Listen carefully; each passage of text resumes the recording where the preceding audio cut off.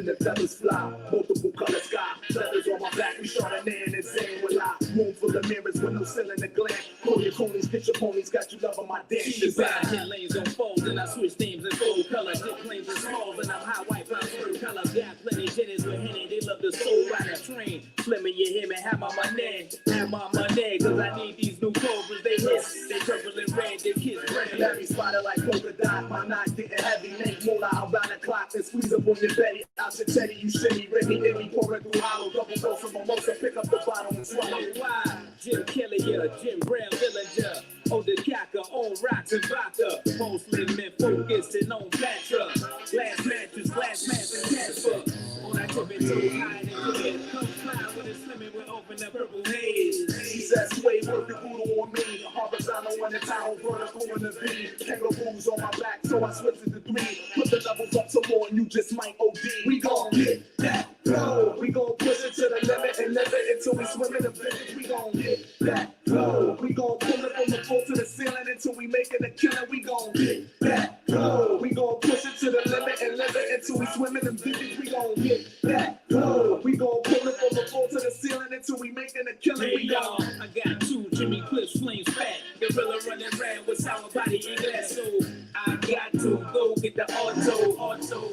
Eject his torso. Carolina Belladonna, she did it from my mama. Sex designer like Shamana. I'm sipping the Moladama. Gentleman crook, snazzy, hip and flashy with looks. Cooking cities, walking witty. You ain't making like us. Get dust, you lust the watchful, clutch, did it. Who's up, you truck, don't touch the know what I'm with. Do the new roll, smashing with 3 balls. We tell at the ball, then we slash over 2 halls. White wall, lower gonna snowball. All days, if your life flash, night and float off. Storming, warning, we alley warning. Pedal to the floor like my chinchilla that's longing. All non-believers get wet for the gate of sneakers. We out the park with this one while you parading the bleachers. It's serious, like Cheerios with no milk. Stereo with no low, but never that cause it's back. We don't need no strags in here. Whole lot of crushes and crushing them in the beer. Lower, not lower, with 20 it don't appear. Crooks will relieve, apply pressure and flare. We gon' get that flow. We gon' push it to the limit and live it until we swim in the village. We gon' get that flow. We gon' pull it from the floor to the ceiling until we make it a killing. I love bitches, stop bitches, shy bitches, rough bitches. Don't matter, you're my bitches. Gold diggers with your eyes on my riches. Can't knock your hustle for rails. I ain't bitches, I'm game tight. See it all through the platinum French frames with the French name. And the same night, pull you and your tight friend. Lift your little dress like light wind. Then I slide right in. You know the whole repertoire. US to the USSR. Second in the Lexus car. Match wits with the best of y'all. The rest of y'all's like vegetables. If my present check it. Reminiscing of nothing you ever heard. Iceberg. Slim baby ride rims through the suburbs. Funds coming lump sums. Never ends the bird. Get money like I'm down south Wednesday the 3rd. It's all dough to get. More shows to rip. I suggest you all roll with the click. You with heroes and risks. Flows are sick. The other beat.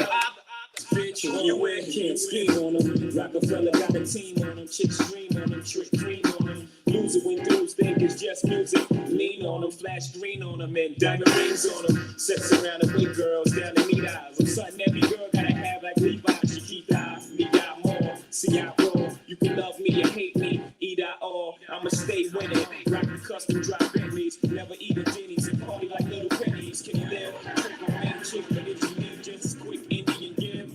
As it is plain to see, he is DJ RBI. Yeah. Yo, what's good? What it is. Chilling, what up, baby? October 3rd, I think we're looking at right now. Yes, sir. And my name is DJ RBI. I'm welcoming everybody who's watching to the 2020 WBL Fest. We are doing the happy hour. So I hope you're very happy right now. I'm very happy because I got an opportunity to hold court in front of my esteemed audience for one of the greatest acts to ever do it in this game of hip hop. My man, SkiBeatz. SkiBeatz, what's good with your brother? You already know. Everything's good, man. I'm here. I'm healthy. I'm alive. You know, it's good. Appreciate you having me. Oh, yeah, for sure, man. So I've been a fan of yours for quite a long time. I was a youth when I first first caught wind of your work. And it's funny because at a certain point, as I got into I'll say like this. This was kind of like a full circle situation. When I started working with Words, Beats, and Life, we were doing some programming out of the rec center in Northeast Washington, D.C. And I had a student there whose name was Will. So after I got used to him and kind of got cool with him, I started calling him Will Ski, like all the time. Like, yo, what up, Will Ski? And he actually named himself DJ Will Ski because I called him Will Ski all the time.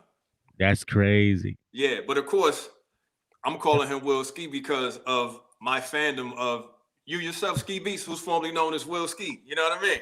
Busy Boys, baby. You know, that's my first rap. Yes, sir. Yes, sir. Yeah. So, what I want to do as we kind of flow through things, I want to make note of the things that you've been able to accomplish in the 30-something years that you've been in the game. Yes, sir. You're a producer. You're an MC. People don't know that. Some people do. MC first. You're a musician, and you're an entrepreneur. So by the time we finish with this particular hour at 6 o'clock, I want to be able to touch on all those things and kind of drive that home to people. Like, I mentioned off camera, people know the Pharrells and they know the Timberlands, but they don't often understand the architects behind the same type of impact that the more famous guys have. Your contributions are very solid in this rap game. You know what I'm saying? So I want you to kind of give us some backstory on a lot of things, man. Kind of give us an idea of where you got started. Okay. All right. Right now, you may break some stuff down right now, you saying? Well, you know what we can do? I'm going to play this song real quick. I'll play a little bit of it, and then you can just kind of fill us in on what this whole thing is about right here. Right. Ooh.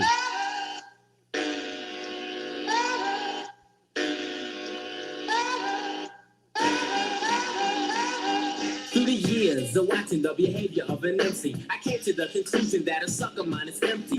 What I'm trying to say is ingenuity is lacking. Full participation is the only thing I'm asking. Focus and full attention on every word that is expressed, uttered, announced, spoken, or told. Swallow it whole, then let my science explode. But still I'm classified as a sucker. So I overlook, then invent around to get them wise. But you're too busy being beamed up to the enterprise. You have no grasp, no concept, no nothing. But then you criticize the rhymes that I be busting.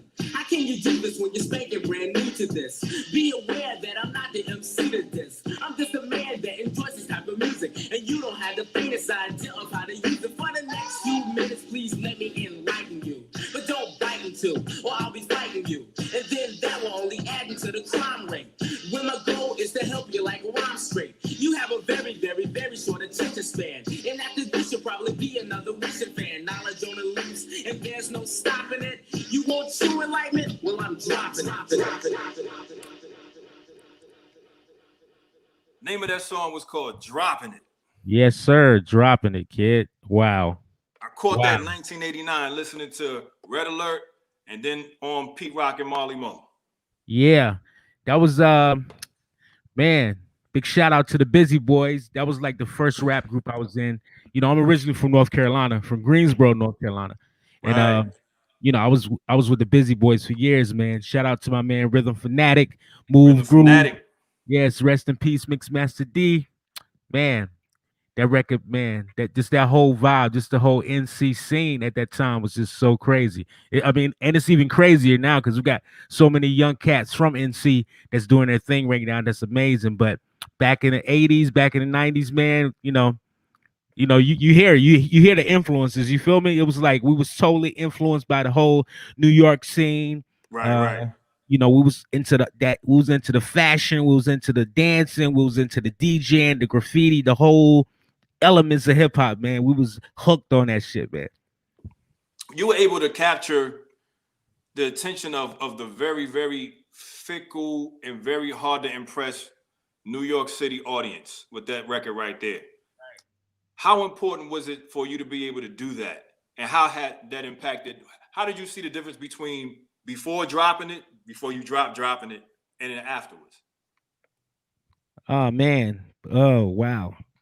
Well, like I said, us being a fan of hip hop around that time and, just being accepted by, the home of hip hop, just having them give you that cosign saying, you know what, you know, you guys are from North Carolina and you guys are dope was like incredible for us. You feel me? It was like just, you know, like a dream come true because you know we like emulating you guys. You know what I'm saying? You like we like super fans of what you guys doing. It for you guys to accept what we was doing at that time was amazing for us. It just kind of gave us that stamp of approval. Like, yo, you know what? We doing something right. You know what I mean? Right. Now, mind you, I'm from DC, man, but I was a youngster who was I guess I would say privileged enough during that time to be able to go and be in the tri-state area few many different moments in my youth, starting around 1982 or so. So I would go up during summers and holidays and stuff like that. So I happened to be in Connecticut when that record dropped. So I brought that thing back down to DC and put my neighborhood up on to the Bizzie Boyz. I bought the tape and everything, man. Wow. Hold the laughter and all that stuff, you know.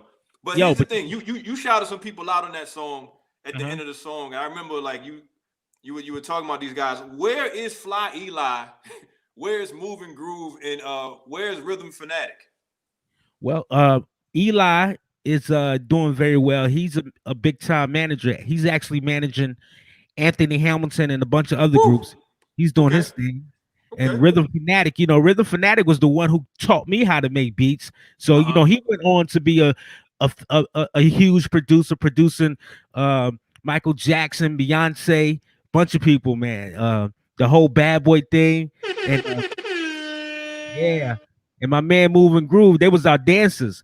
But Move, his name is Devour. He went on and he produced a lot of stuff. He was down with P. Diddy for a second. He did stuff for like 8 Ball, MJG, and Groove. He went off and did his thing. You know, it just in the regular world, but he's you know he's still here. He's still rocking. You feel what I'm saying? I hear that, man. Go ahead. Yeah, and our DJ Mixmaster D, man, he recently passed, man, but he was like, yeah, man, rest in peace, D. But he was the ultimate influence on us all. He brought us all together. You feel me? And without D, it wouldn't be me here right now because he was like my main influence. I went to his crib, and that's when I was introduced to turntables and records and drum machines and microphones and headphones and all that stuff. I didn't know what it was. I didn't even know how Cass was laying music down until I met D. Word. See, that's the thing. That's the essence of what we know as the nucleus, the parallels, the origins of the culture. Because the DJ often is the one that brings people around. He has the house, he has the equipment. Everybody's bouncing off of the vibes and the expertise of the DJ. Definitely. Pat on my back. Yeah, man. And speaking of that, man, speaking of DJs, I got another one. So this is how you're starting to get like an idea of how I'm gonna be flowing this thing by the time we wrap up at 6. I want to keep dropping these classics, man. I like to talk about the music and illustrate it by letting people hear the bangers. You know, hear what made me such a fan of what you were doing. You know what I'm saying? So speaking of DJs, I'm gonna play this particular. This is an underground gem. If you knew about it, you knew about it. If you didn't, you didn't. But I'm gonna let it rock a little bit. I'm gonna see if you got a smile on your face, if you remember the lyrics to it, and we'll come back and we'll bridge it together because I think this is a bigger piece in your progression, how you get from coming from North Carolina to being up in the New York City tri-state area and making your connections. You know what I'm saying? So let's rock with this one right here. Hey, Daddy, we can do this.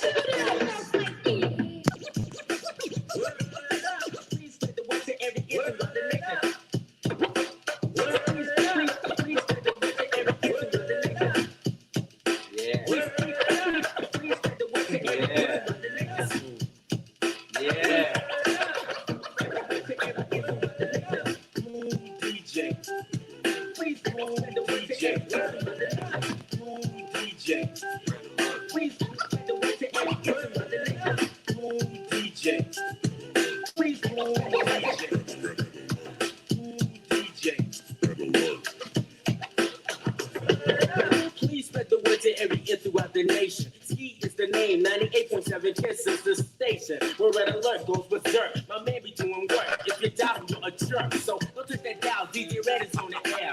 Turn up the radio, pull up a chair, and when the outcome be dope to your ear, hey. So, take it down to 98.7 Kiss. You can't front, talk smack or diss, cause if you do, you through. So please inform the crew. For those who didn't know, I feel it's time stellar name. By the way, I'm the one they call the wolf ski. But now I'm gonna introduce the SUPRE. Man. Dude, dang, you got the original stuff, bruh. And yo, keep in mind, back then I wasn't producing, I was just rapping. That's my man Fanatic on all the beats. You feel me? Oh man, So, Fanatic was an animal. Fanatic was a beast, man. Let me tell you something. We did that joint. We was just trying to, like, do something for Red Alert for the radio station. Like, the guy who owned our record label at the time, Roland Jones, rest in peace. He put us on with Payroll Records, but he was like, we need to make a drop for Hot 97 Kids, yada yada yada. Yo, you guys need to do something. So we put that together. It was me, Nabon, and Fanatic. We put that together and we sent it to Red Alert for him to play it on his show. But he ended up putting it on a record, a whole album, which was crazy. Look, I remember the summer when he played it, and my cousin and I, we were taping, and that's one of those moments. We were lucky that we taped it because we weren't sure we won't ever hear it again. Wow. So just like you said, he put it on a record, so everybody gets to hear it now.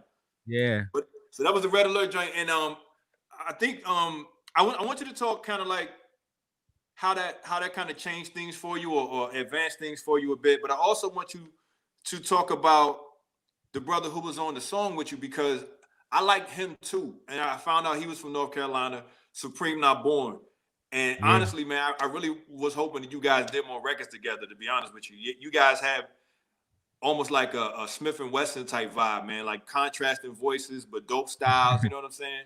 But Not Born, that's my brother, man. Not Born is originally from Brooklyn, and he just happened to move to North Carolina. And he met us, and he kind of clicked with us because, him being from New York and him being a DJ, because his name is Supreme DJ Not Born. He's a DJ before a rapper, but he could just rap. And he hooked up with us because he saw we was really heavy into hip hop, and he kind of respected what we was doing. So Fanatic started making records for him. And Nabon actually was the first one out of the crew to get a record deal. Like when I moved, we'll get to the part where I moved to New York from North Carolina. But when I moved to New York, I moved with Roland and Nabon. And Nabon had got his record deal with Next Plateau. So he was the first one first one out of all of us to actually get like a real record deal with Next Plateau. Style album. Yeah, the Style album. Yeah. Mm-hmm. I bought that joint. He was on his Big Daddy Kane Smooth shit, right? Right. Mm-hmm. So tying that in, to the trip, because I'm assuming this wasn't too far before you moved from North Carolina to New York, right? Yeah. Well, it was still a little minute. We still was like, still, in North Carolina for probably like another. Well, I was like another 2 or 3 years, still making music, still doing the Bizzie Boy thing, still running around doing shows. And what happened was Roland was like, him being originally from New York, he was like, yo, man, I'm about to move back to NY. Do you guys want to, go back? Y'all should come with me. And, me, I'm like, yeah, I'll go. You know what I'm saying? And Nabon, obviously, he was going to go because he's from New York. But Fanatic, he didn't want to leave at the time. Moving Groove, they wasn't ready to go. And D, he wasn't ready to go. But I was the only one that left. You know what I'm saying? I had to kind of convince my mom to let me move to New York because, I didn't know anything about New York. And she didn't know anything about New York. But she was entrusted. That was 80s New York. That was 80s New York. And she was entrusting Roland Jones, to take care of me while we went there. But that's, I left with them. We moved to New Jersey with his mother and, and his family. We was living like on this top floor of this 3-family home. And that's, that's when I was really start honing my skills as a beat maker because, I didn't have Fanatic. So I had to make my own beats to, to write to. So that's when I was really focused in, honed in on that SP1200 because, it was just me in that room making beats. I think I ended up making beats, at least 1 beat or 2 beats for Nabon's album, for that Style album too. Dang, I can't remember what tracks. I know you did a record for him. I Get Funky. Maybe you did a record for him, but I don't remember any of the other ones. I gotta get on my game. I gotta get on my game, man. Yeah. I'm short right now. But that's how I ended up moving to New York.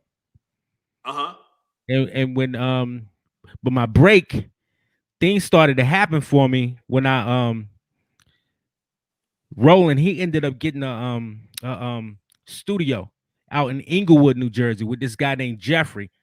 Okay. And He still hear me? We good? Yeah, we good. Okay. He got was renting a studio with this guy named Jeffrey out in Inglewood, New Jersey, and him and Nabon, they had this apartment out in Fort Lee. And if you know anything about Jersey, Fort Lee and Inglewood is basically the same thing. They're like right next to each other. So Okay. they had the crazy penthouse studio in Fort Lee, but they didn't have enough room for me, so I had to live in the studio. But I was living in the studio with this other guy named what's the kid's name? I forgot his Marlon. He was from Canada, and he was like an EDM house engineer producer. So he had one studio and I had one studio. So I'll be in my studio making hip hop, and he'll be in his studio making house music. And one time he had a client that was a hip hop client, and they wanted, Marlon to make beats, and he was like, "Well, I don't do that, but there's a guy in the back room. He make hip hop beats. You should go see him."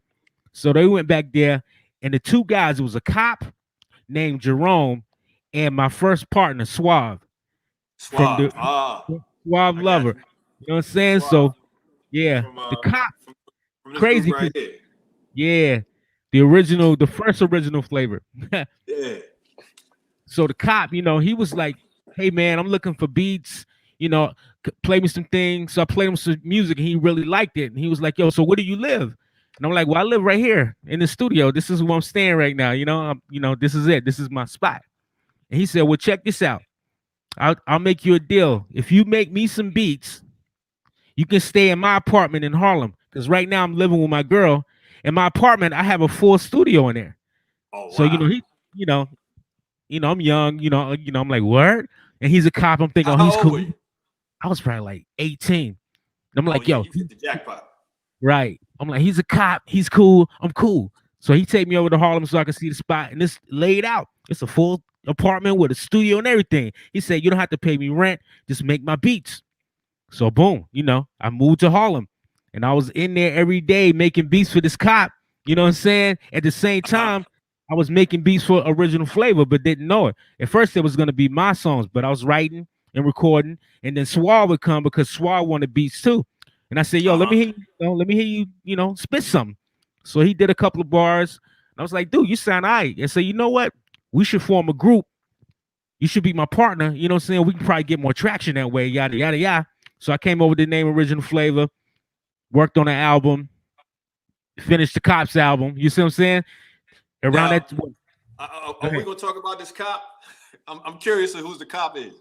Oh, I mean, he's cool. His name was Jerome. He was just a cop that rapped. You know what I'm saying? He never blew up. Look, I was waiting for him to be like, I don't know, Cool G Rap or something. You know what I'm saying? Nah. He was cool. The cop wound up being Cool G Rap.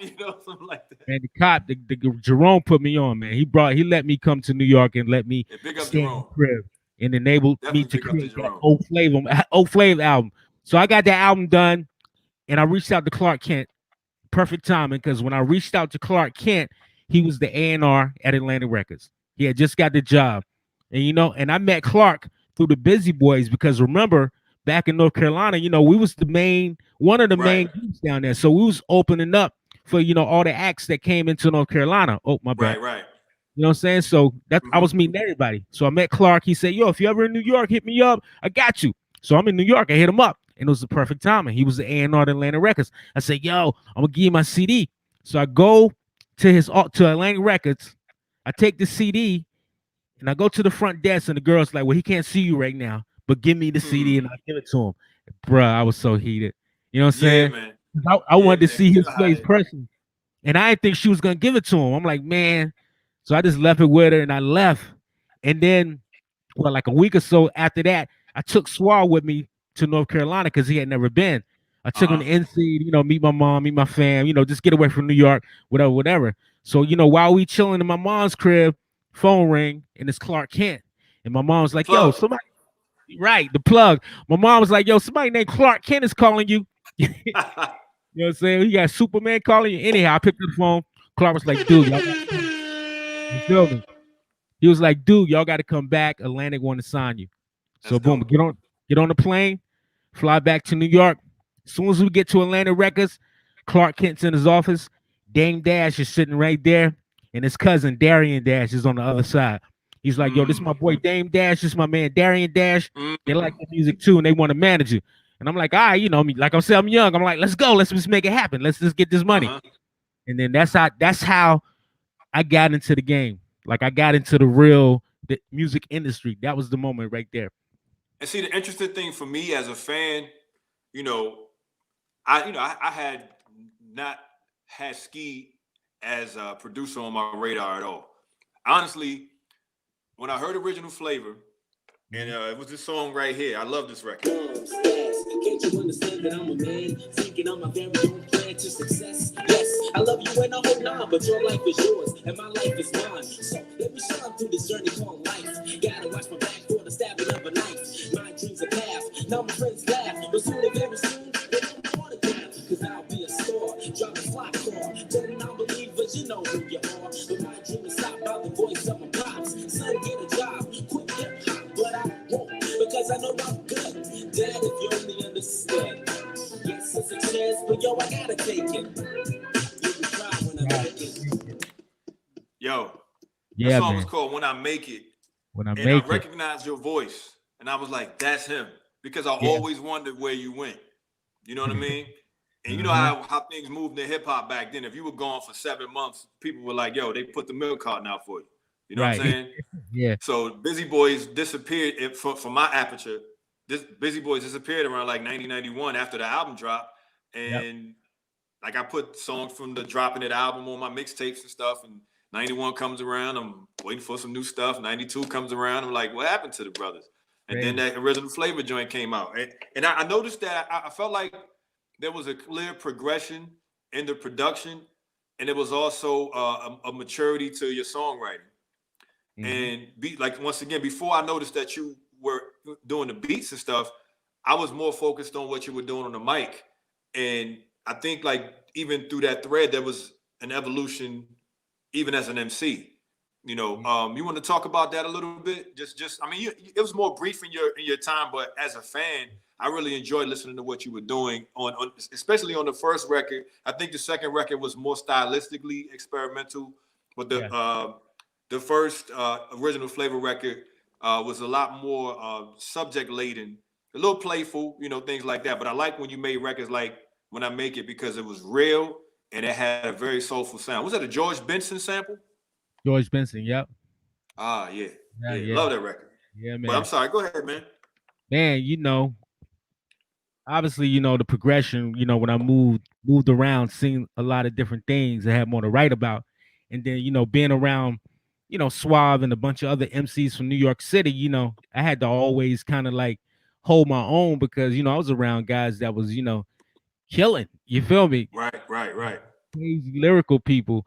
And that really, and I always wanted to be around, rappers from up top, me being from NC around that time because I knew, that's, they started it. So I wanted to kind of, pick their brain and, and learn all these different styles and all these different flows and all these different types of point of views when it came to, lyric writing. So, I just try to keep my pen sharp around that time.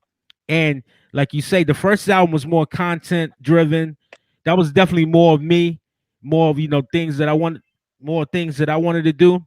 But the second album, when I had with Tone Hooker, with T Strong, that was more lyrical because Tone was a more lyrical rapper from the Bronx. So he brought that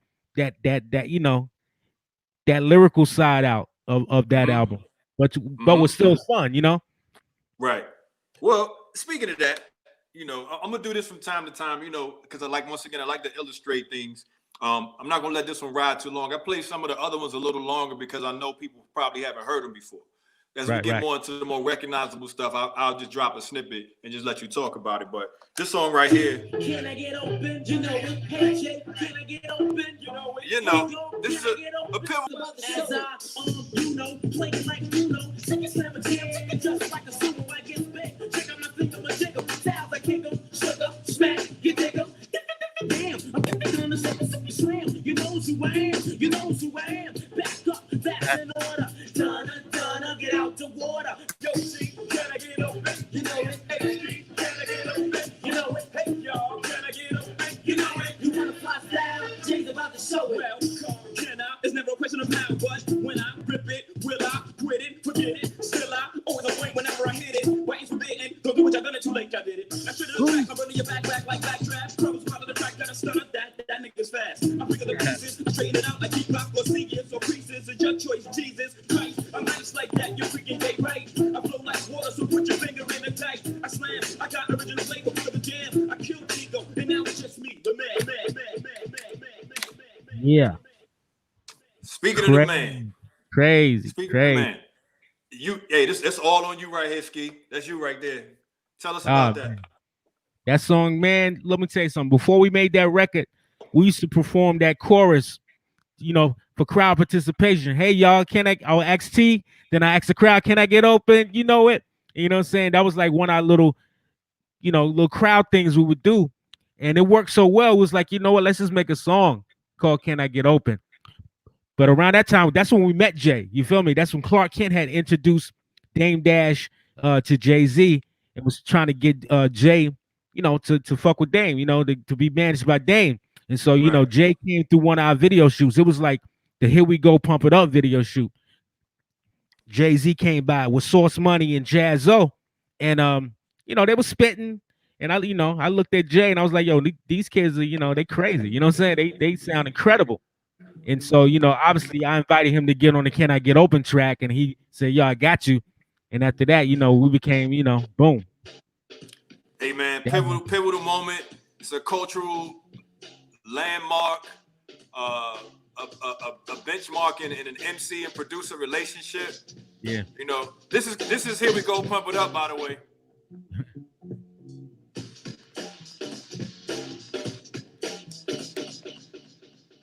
I played that just for the production, man. Like the way you guys were using jazz samples, I think during that particular time in the early 90s, you know, that was maybe a trend. You know, I think people were looking for more sounds to use. Yeah, yeah. Let me know what your interpretation is. No, I really dug the way you guys used jazz samples because it wasn't the way Tribe was using them. Like a lot of people they were kind of chasing Tribe and Pete Rock, Large Pro to a degree, you know, and Primo, but you guys did your own kind of thing with it. And I really enjoyed that. And yeah, Can I Get Open, man? For people who may not have caught that was the brother Jay-Z, who from that point became pretty tight with what you were doing. You wound up doing something called Roc-A-Block, right? Yes, sir. Roc-A-Block Records. And that was right around the time that you linked with Roc-A-Fella? Man, like, did you have any influence on them naming that, or were they influencing you? Tone Hooker created the name Roc-A-Fella, but it's always been Roc-A-Fella. Roc-A-Fella started off as Dame Dash Entertainment, so we was always Roc-A-Fella. We just never had that name. You feel me? So it wasn't like, yo, when I got down with the Rock, it's always been the Rock. You know what I'm saying? It was the Rock when I got with Dame. You feel me? When it was me and Dame. Right. So I love it. That was Roc-A-Fella. Then Tone Hooker came in. That was Roc-A-Fella. Then he got Jay-Z. Then then it's more Roc-A-Fella shit. You feel me? We was always Roc-A-Fella. We just changed that name. I kind of feel like if you hadn't moved to New York, we wouldn't know these things the way that they are right now. I really kind of feel like that. Right. I really kind of feel like no Ski moving to New York City, Roc-A-Fella doesn't exist the way that we know it. You know? Oh, yeah, you never know. You never know how it would have played out. Everything happened. I just want to give you that credit, man. I want to make sure people understand where your brick slide in this whole building of hip hop as we know it. You know what I mean? I know you did some stuff in Philly. You went to Philly, right? And you worked on some things, right? Yeah. Like this. When they pump it in the cheeks, it's gonna rock right. In the cheeks, it's gonna rock right. At the show, it's gonna rock right. Here we go with the brothers move. You know how we do. When they pump it in the cheeks, it's gonna rock right. In the cheeks, it's gonna rock right. At the show, it's gonna rock right. Here we go with the brothers move. You know how we do. This song here. Then you did this, right? That was my first record I produced with Jay. Rest in peace. Who at his funeral left us with the words that he did it his way. So I have no other choice but to do it my way. While brothers are shooting stupid, I'm carefully plotting ways to make it rotten. Well, for instance, to get home from giant. For brothers that utilize my style don't hurt me. But on the low, half of these rappers in the biz want to work for me. Now, picture me standing on somebody's block trying to ride, drop the fools with that crazy. I'm out for presidents to represent me. I'm out for presidents to represent me. I'm out for every presidents to represent me. I'm out for presidents to represent me. I'm out for presidents to represent me. I'm out for every presidents. I'm out for presidents to represent me. I'm out for presidents to represent me. I'm out for every presidents to represent me. I'm out for presidents to represent me. I'm out for presidents to represent me. I'm out for every presidents to represent me. I just wanted to get a little snippets on that, man. Get my mix on, let people know, like, from Yeah, Muhammad Deer, man, with the classic, you know how we do. That's the Payday Records thing, right? Yeah, yeah. Was there a connection between you working with Jay on In My Lifetime and we working with Muhammad Deer? Well, you know, when we did all our records, we recorded them at D&D Studios, the infamous D&D, and all the D&D. yeah, all the rappers and producers were at D&D. And Primo, you know, that's like his number one spot, you know, to Right. record. Right. And Bahamadia is a Primo's artist. So I would be in there, you know, recording stuff for Jay-Z. And, you know, I would go in the other room to hear what Primo's doing. And Bahamadia is there. And she's like, yo, I like your beats too, man. Can you give me some beats? You know, and I play her some tracks. And she was like, yo, I like that right there. And next thing you know, I'm recording songs with her, you know, while I'm at the studio. So that's what I love. Huh? I'm sorry. I said that's what I loved about D&D. Huh? Go ahead. I said that's what I loved about D&D Studios because you could connect with so many artists. I'm like made so many connections and I had so many chances to produce so many different artists just being in D&D Studios. You know, like a lot of my work came from people that was at D&D at that time. I heard a lot of stories about that happening at D&D. I believe, speaking to Jay-Z, I heard when MOP was recording one of their records that they did with Jay, I think it was Fall On Blaze. He just happened to be in the studio in another room and just wandered his way in there and got up on the record. Yo, dude, that's how all the records happened back then, man. You just there and they say, yo, come on, jump on this joint. You jump on the joint and it's popping. You know what I mean? Magical times, man.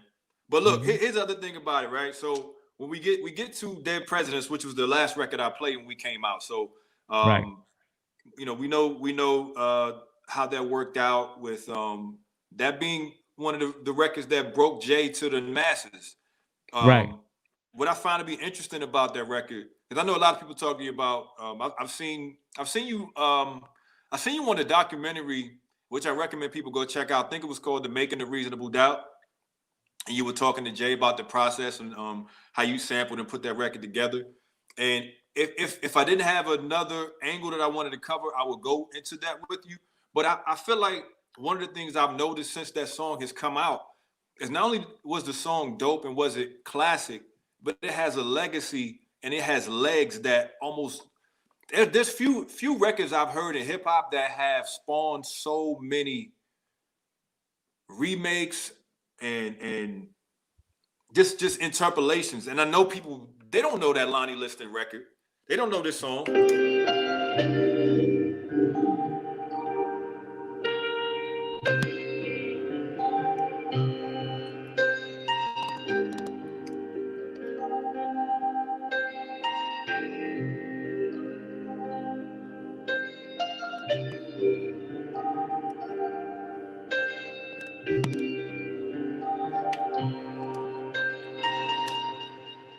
That's Garden of Peace by Lonnie Liston Smith.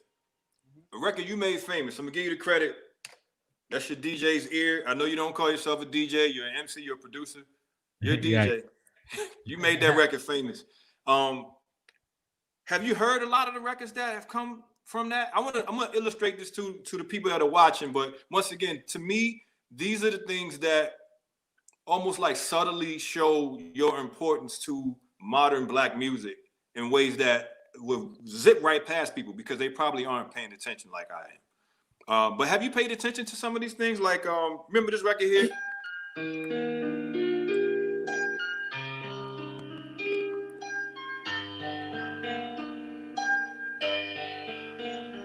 It's gonna rain again. Good morning or night. It's gonna rain again. Good morning every time.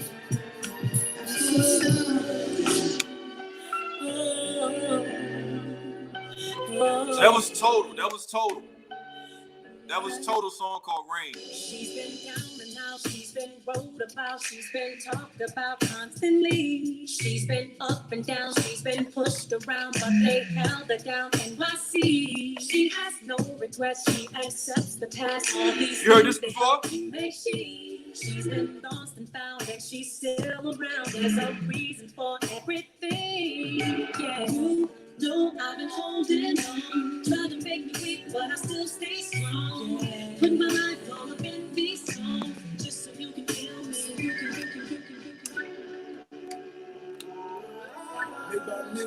So that was Mary J. Blige, Just Take Me As I Am.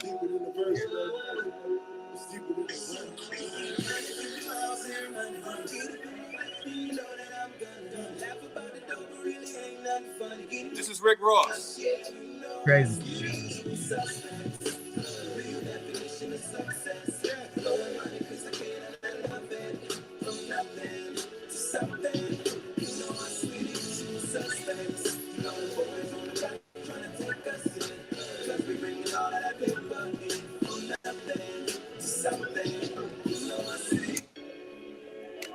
That was Rick Ross. That's crazy. I can go on, man. I'm gonna play one more, man. Okay. This is Meek Mill. Yeah. Big bag, got him big man. A nigga get into some money I in heard his that one. bitch bag.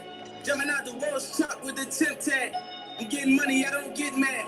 Ask a nigga in my hood, he gon' say that I'm stamped. And when those situations came, I came out like a champ. When it was. All right. Like I said, man, I can go on and on, man. I think people got the point. You know what I mean? Like, that record has a legacy. As a matter of fact, I got one more for you.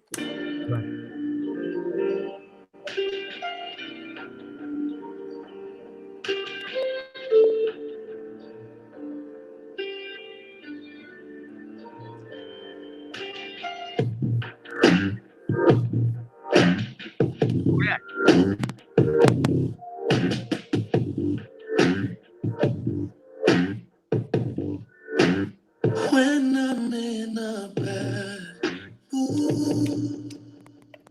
Look, I don't want to stay in DJ mode too much because I'll lose it in the music, man. But you understand my point.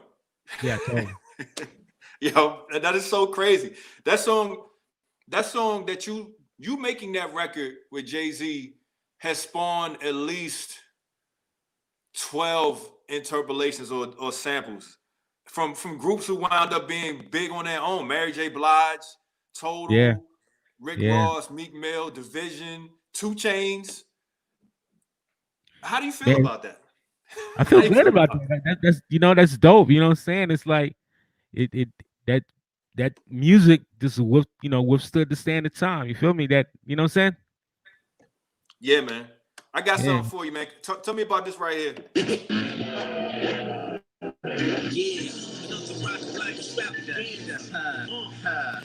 Grace up in the place, you know that. That nigga ski up in the place, you know that. We got my home girl Mecca in the place, you know that. Like this while you take niggas.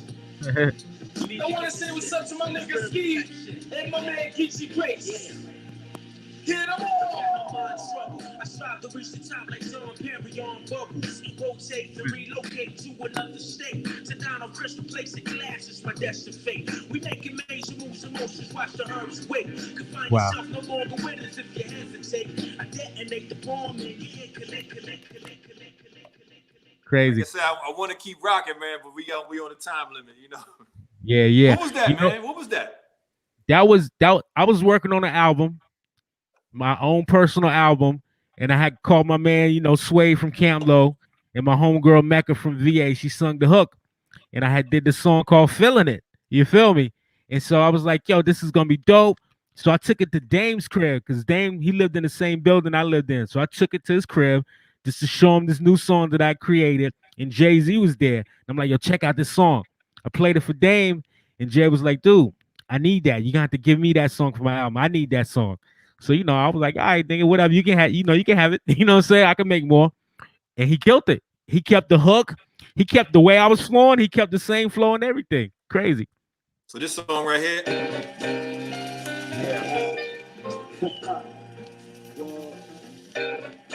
Not 6 and forever.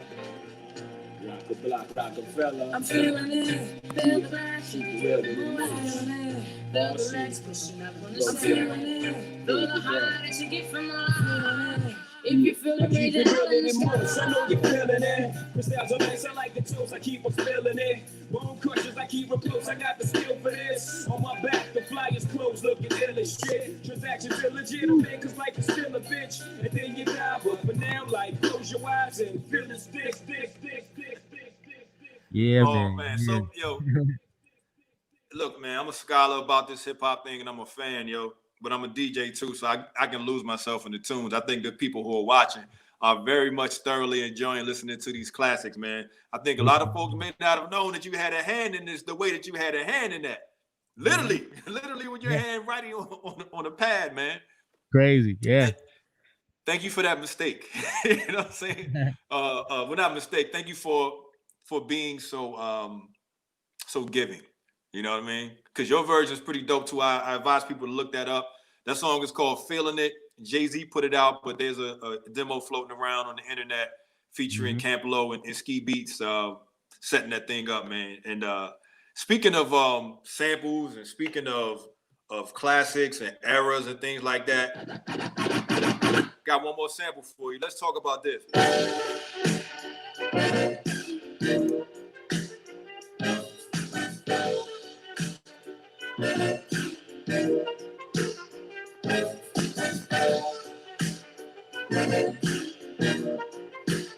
Woo.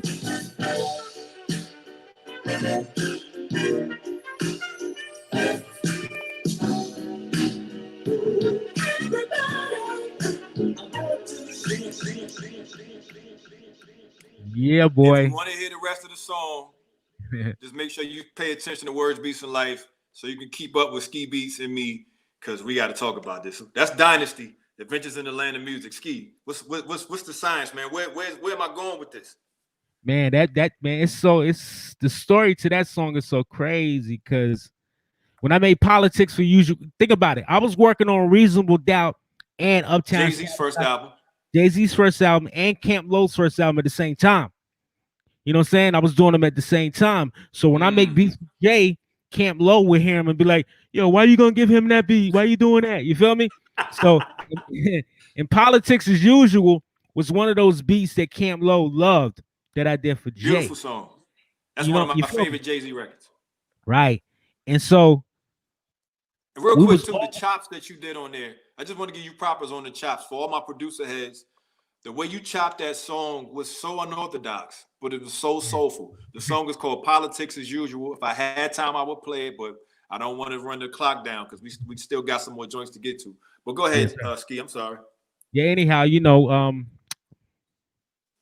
Profile Records, that's who Camp Lo was signed to. We have almost finished the album. The album was like 99% finished. And the label was like, yo, the album is dope, but we need one more record, man. We need one more record that's gonna, we need something for the radio. So I just, went into the fucking crates, started digging, and God blessed me with that Dynasty sample, kid. As soon as I heard it, I knew. And when I, threw it in the MP and started doing my thing to it, and I wrote the hook and I called the guys over and they just came and knocked it out. And they did this. This is it, what? Lucini pouring from the sky, let's get rich, what? Bitchy keep on to sugar dimes, can't quit, what? Now pop the focus in the vigor and get lit, what? Introducing Phantom of the Dark, walk through my heaven with levitation from defense and demons and these heaven show moving with ruga. Y'all heard the song. I ain't got to play the whole thing. You're going to jam out to it. I got a question for you, Ski. Yep. What the hell were they talking about on that joint? Man, you got to decipher that shit. I mean, I'm still deciphering them rhymes from the day, bro. It's been 20-some years, man. Yo, I ain't got it yet, man. I was hoping you could crack the code a little bit, man. They like Cool Keith and Raekwon and Ghostface on that thing, man. Just fly with the flows and everything. But I don't know what they talking about. You know, their whole vibe was, you know, the 70s era. They had that whole little 70s lingo infused with some futuristic way of talking. They would take like a magazine, look at some words, and just turn the words into like a meaning. You feel me? And distort it. Right. You know, that's what made them so dope, because nobody knew what they was talking about. But when you saw their image and you heard their voices and you heard the beat, it just all makes sense. They was super abstract with it. You know what I'm saying? I mean, they even got invited to join the Native Tongues. You know what I'm saying? They was loved by the Native Tongues. Yeah. I didn't know that, but it makes sense because I would have played the joint they did with Daylive, and but you know, time, man, time. You know what I mean? Yeah. We can do a full master class on the Legend of SkiBeatz. You know what I'm saying? So people are wondering, a lot of the records I was playing just now came off of this album right here. Yep. So SkiBeatz produced the majority of this record. As far as any other producer, you had the most tracks on this album. Jay-Z's first, and you did the entire Camp Lo album. I often kind of look at the Camp Lo record. I parallel that to the masterful job that Jay Dilla did with Slum Village's first album. I often compare those two albums as benchmarks in latter 90s hip hop production and MCing. Very innovative on both ends, you know. So, you know, tip my hat to you on that. Appreciate it, man. I got a couple more for you, man. Why don't you tell me about this here, man? Because I know later on, some of the guys that you work with wound up having some conflict, but this record right here kind of came out of nowhere. A lot of people don't know that you produced it, but it features some of the GOATs.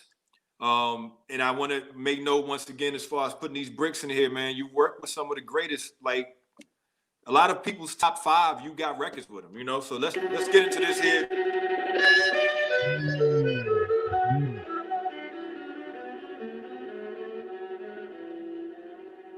My stripes show like regiments, military intelligence, murder game. I leave no evidence, credentials. Go ask my preschool, even talk to my own principal. He tell you how I used to pack a number 2 pencil, stabbing students, grabbing teachers, Catholics, preachers in the school staircase, cutting class, passing my reefer in my class. Operation Return, they tried to say I was incompetent, not able to learn. They take return now, got my own label I earn. Like the nigga said at dead presidents, money to burn, Queensbridge, pay homage, respect. Now it's the vet, acknowledge the rap, potters, baguettes, niggas is this and that. I'm just the best, putting all balance the rest between Latin kings and blood. Let's talk that. Blood is Spanish, so many thugs vanish. Unite the system, the fight within the street wisdom. To help teach the prison. One buff lie, anyone touch the pun must die. Just give me one try.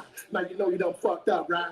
Ha, you ain't got no way to take me outside. Take that five side. You ain't even in my class side. I hate an actor that plays a rapper. I'm Trevor Squad, Beta Copper, everybody's favorite rapper. Grand Imperial, college material, insane criminal, the same nigga who known to blow out your brain. In the interest of time, man, I just had to give Pun some love, man. Pun I wanted to get to his line when he says, "Even if I stutter." Still shit on you. Pun is incredible, boy. Hey, Ski, what's the experience on this one, man? That's John Blaze featuring Nas. Nas, Raekwon, Jadakiss, Big Pun, Fat Joe.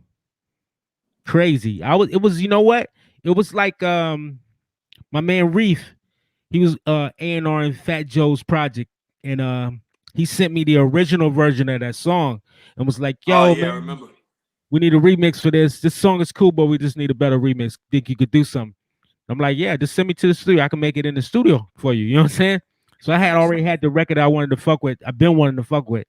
And when he let me hear the original, I'm like, yeah, I think this will work. So I just crafted it up in the studio. None of the rappers was there but Joe, because I already had the lyrics. They gave me the lyrics. But Joe was there. He was like kind of watching me put it together. And man, a few hours later, we left the studio. We had that John Blaze. That shit was crazy. I'm like, woo, nigga. Yo, that's a historic record because that's the first time Punisher, Nas, Jadakiss, and Raekwon had all been on the same record together, period. Right. You know, I mean, Fat Joe's the ringleader on that. And he had done records with a couple of those guys, but everybody being on that one record, and that's like a benchmark for lyricism. I used to mix that record with Benjamin's a lot, when it was out during that time, just to get everybody ready. But yeah, man. You got anything more you want to say about that? Who had the best verse? To me, Pun just did that. You know what I'm saying? He was just crazy. Yeah, he was crazy. It was Pun, Jadakiss to me on that record. See, to me, it's Pun and then Nas, and then between Jadakiss and Raekwon. You know. Yeah. Yeah, I got a couple more for you, man. We running things down, but I'm gonna hit a couple more of these benchmarks, whether they're mainstream or underground. A lot of these records had legs, and this record I'm about to play next may not have hit radio, but it tore the underground clubs up, especially for MCs wanting to get loose. So let's rock this one right here. Hey, listen, I have a record I want you to play. Don't you think the kids would enjoy a nice song with a melody? What you got, Holmes? It is a rare, one-of-a-kind original pressing. This is a world premiere. Roc-A-Fella. Full clip, one up in the chamber. Danger, ask you what you want. What's the flavor? I got 35 when I signed with a major. Invested 29.8, spent the changer. Never been the type to take advice from a stranger. Done next to me like my neighbor. Stay tough. I really wish I could let that joint rock, man. That Pacewon. Roc-A-Block, Was that baby. Roc-A-Block Records? That was Roc-A-Block. That's when I started my label, and Pace was one of my first artists I had signed. And we put that song together right there. Man, that song was so much fun to do because I didn't use the drum machine. I just used 2 turntables, and I was just going back to back. I made it like that. I was wondering, like, I thought maybe you programmed those cuts in there because they were so clean. That was hey. So in history, MCs, DJs, some of the most classic like hip hop records that other MCs wanted to rap on were like Sucker MCs, the Benjamins, Grinding. But that song, I Declare War, was a rap battle freestyle underground club classic, man. Yeah, definitely. So from Roc-A-Block, you had Pacewon, you had Sporty you had Thievz. another group on Roc-A-Block. Well, who's that? Sporty Thievz. Yeah, this right here. Woo. Now, this is Roy Ayers.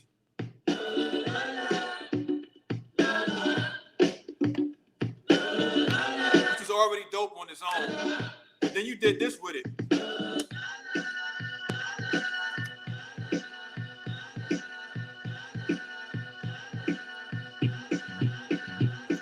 In a new mall with a few bras in the shoe store. Copped the new cars and jumped in the two-door. With the blue galore, shirt open, with the chain showing. Waist stone, tsunami Range Rover, with the waves rolling. Stay home. Sit in the back whispering, now I'm listening. This my car, y'all sitting in. Speak up, I dare y'all think I can hear y'all. Any more talk.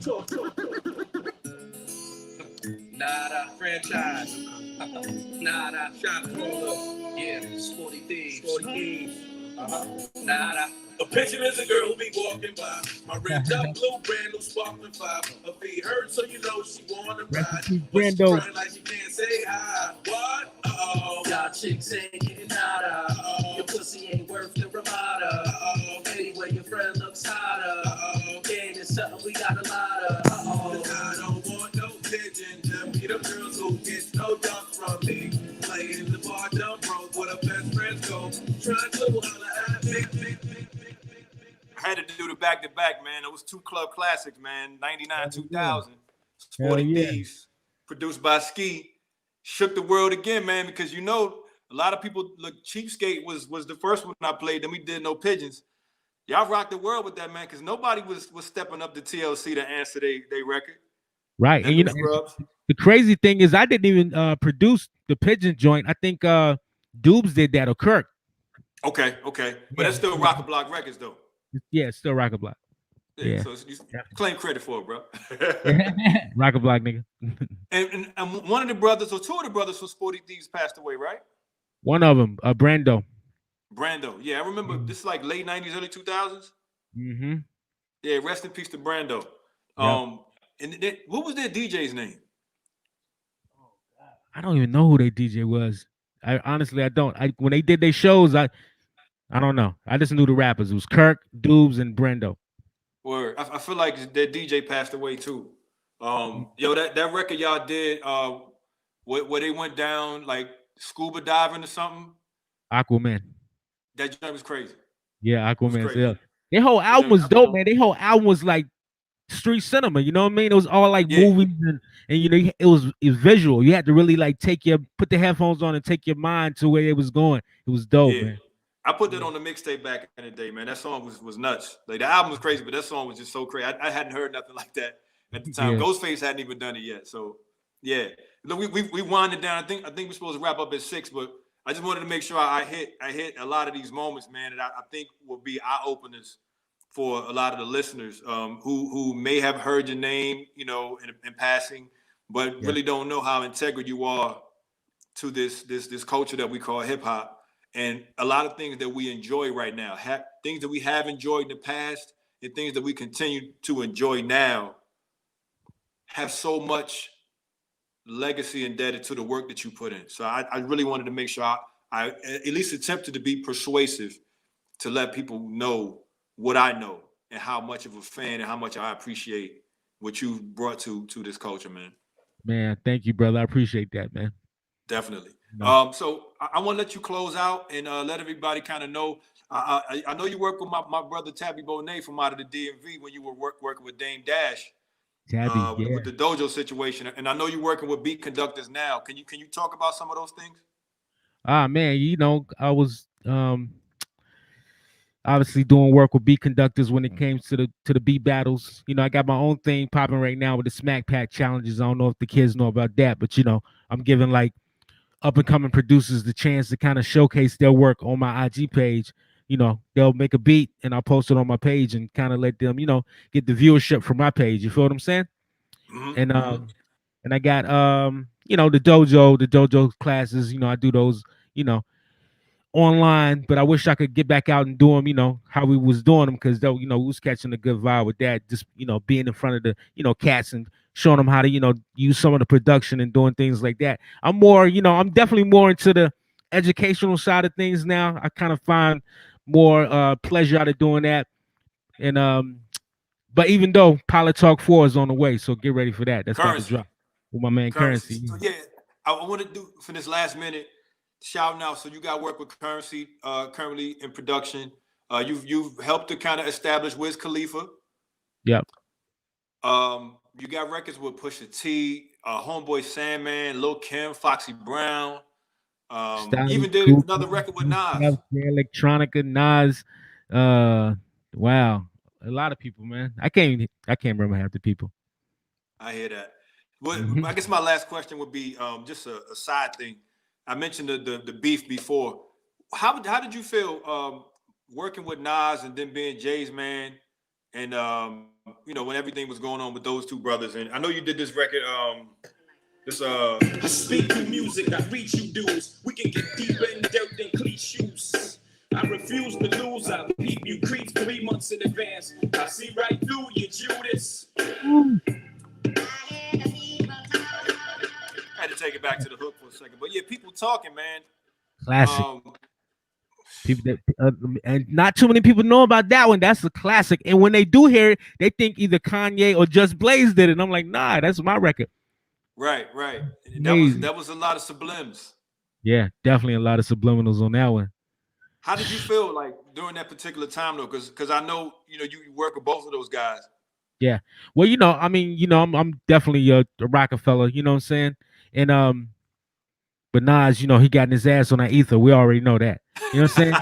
But you know, Jay-Z, yeah, they both dope. I'm a Nas fan, I'm a Jay-Z fan. I wasn't like, I can't fuck with Nas anymore because of that. It was nothing like that. It was just like, this is dope. I want to see this. You see what I'm saying? This is like, This is what we live for. Just like back in the day, you wanted to see Big Daddy Kane battle Rakim. You wanted to see that.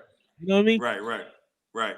I don't know when they're going to cut us, but I do want to make sure SkiBeatz, SkiBeatz. Yep, everything. On Instagram, Twitter, and Facebook. Same shit. And you got a YouTube channel. I've been peeping a lot of the stuff. You've been doing beat demos and stuff on YouTube, on your YouTube channel. Yeah. And that's SkiBeatz too, right? Yep. Yeah. So I just want to make sure everybody gets that plug. They can follow you and you know, get up on game and you know, hopefully we can do something like this again. I enjoyed it. I have so much more I could talk to you about. One of my interview formats is to actually play the music, though. I don't just want to just talk and not let people hear what I'm talking about. I want people to be able to experience it in that way because I just think the shit is dope. You know what I mean? It just is what it is.